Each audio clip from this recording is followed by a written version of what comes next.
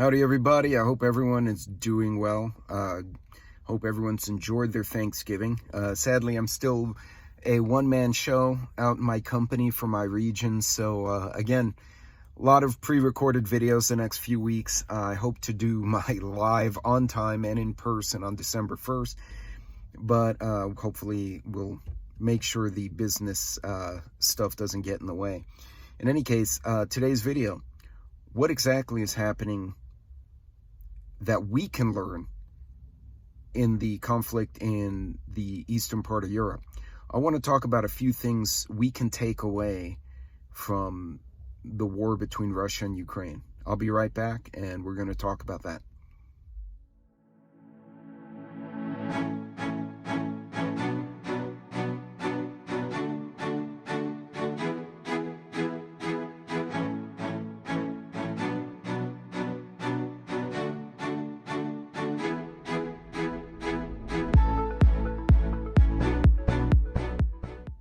Howdy everybody, welcome back. This is the Roaming Prepper channel and I'm your host today. Don't forget to like and subscribe. I do typically try to premiere my videos. Sometimes I don't make my own premieres, so if you have a question, put it in the premiere chat. If not, feel free to put it in the comments below the video and I'll try to answer questions or concerns as soon as I can. So today's topic, what's going on in Ukraine? And what can we learn about it? Now, regardless, I'm not going to get into the geopolitics of why Russia attacked Ukraine, why Ukraine is spending billions of NATO dollars, mainly American money, to fight Russia in a war that neither NATO nor the U.S. have anything to do with. Or if we do, we don't know why we do. So anyway, I'm not even going to touch that. What I want to do is talk about what's physically going on, what's actually going on. So let's recap some things. So Russia invaded the Ukrainian nation in the early part of 2022. We are now entering December of 22. We're tail end of November of 2022. This has been going on for at least 8 to 10 months. Russia had made a lot of headway and then slowly was beaten back and eroded out of the country. One thing that stuck out to me at the outset of hostilities is they went after the capital, which made sense because I think honestly Putin and the Russian leaders were trying to decapitate the Ukrainian leadership, essentially take Zelensky and his lieutenants out and replace it with a friendly government, in which case the war's over.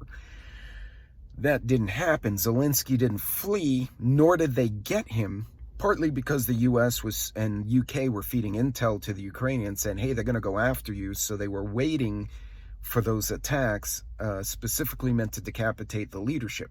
And that didn't happen. So what wound up happening is Zelensky and his leadership dug in safe places and then mounted a relatively thus far successful counterattack, pushing the Russians out. Now, at the outset of hostilities, the attack on the capital and the attempt to remove the leader made sense. I noticed Russia did not hit the infrastructure very much. They hit a few things, including a nuclear plant, which wasn't very smart of anybody. But for the most part, they didn't hit water, they didn't hit power, they didn't hit sewage. And I thought that was odd, and I assumed that Russia wanted to try to take the nation relatively intact. Basically a quick 2-week to a month conflict, kick the leadership out, install a new leader, and move on from there. And that didn't happen. So here we are 10 months later.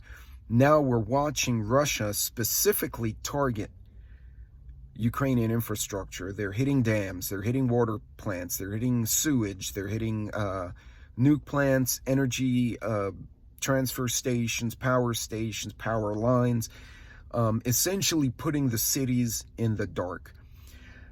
And now I'm witnessing what I'm seeing is the old classic Russian technique of combat in the winter being utilized. It's something the Russians did with Napoleon.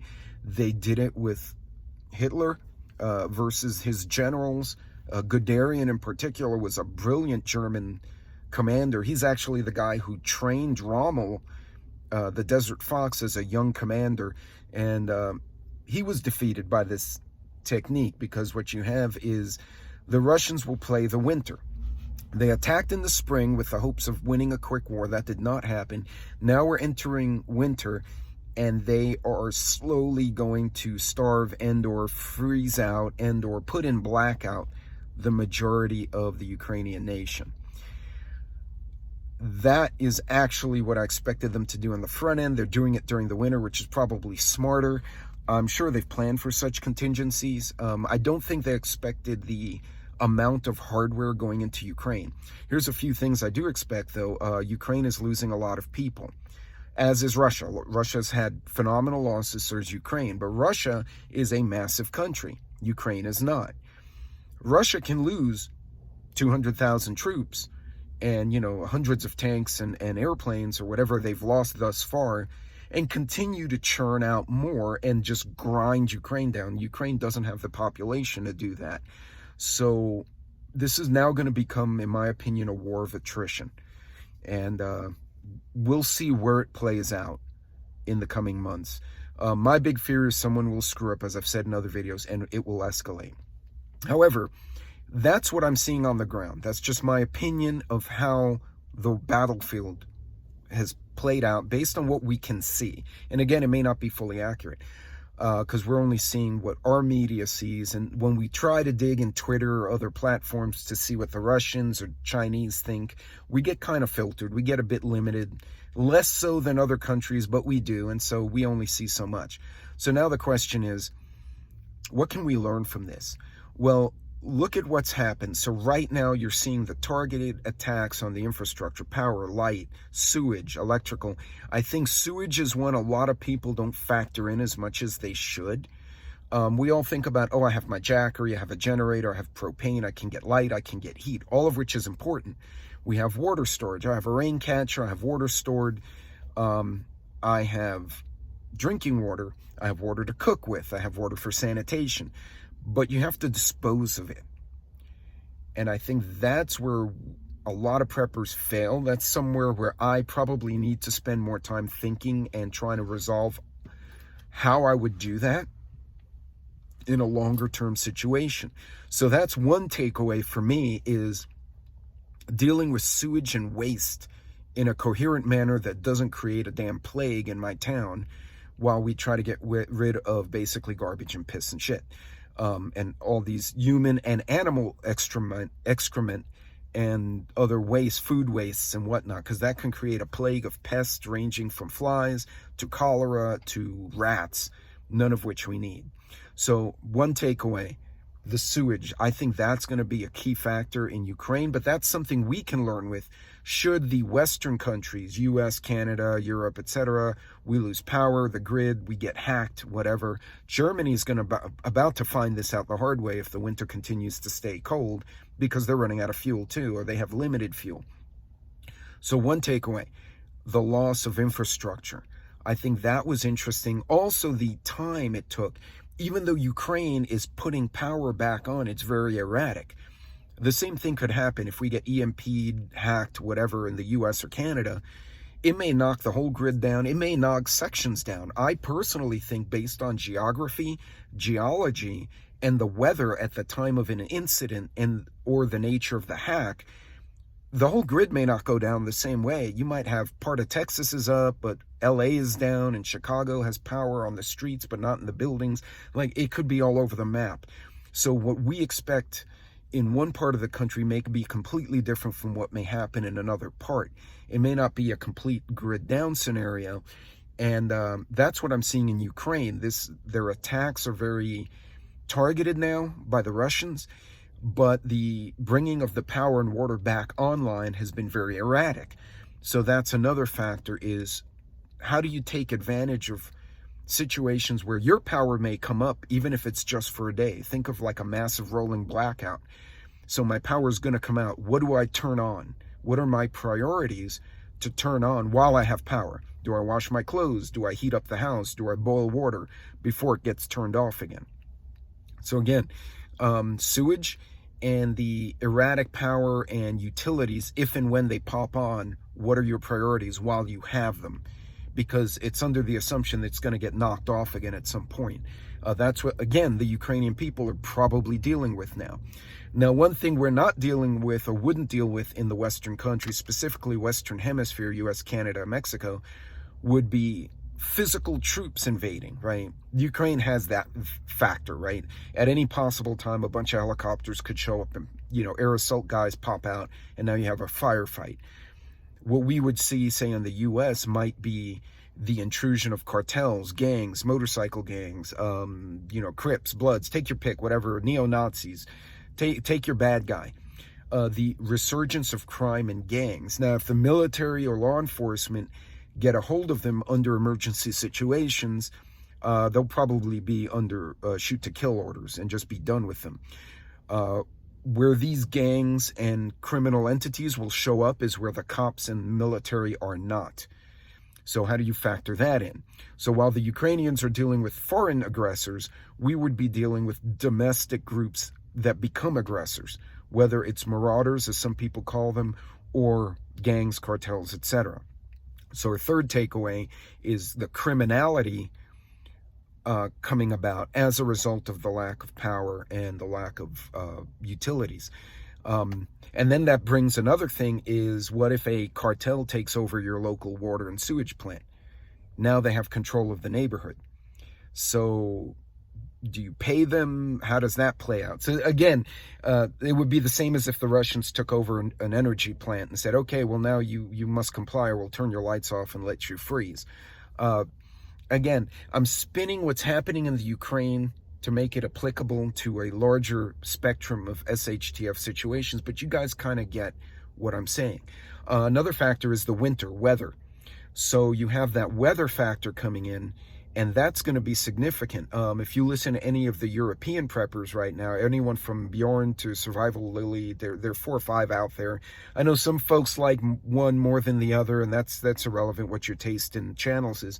But in general, what they are consistent on is all saying, hey, we're going to have a problem because we don't have the power, we don't have the wood, we don't have the natural gas. We know there's going to be an issue in a few months. It's just not here yet. It may or may not pan out, but if it does, we're going to be in a bind. They know this, they see it. So again, question for you, have you factored that in? The weather. If you get a really cold winter, a really wet winter, what if it's unseasonably hot? That's going to create different issues.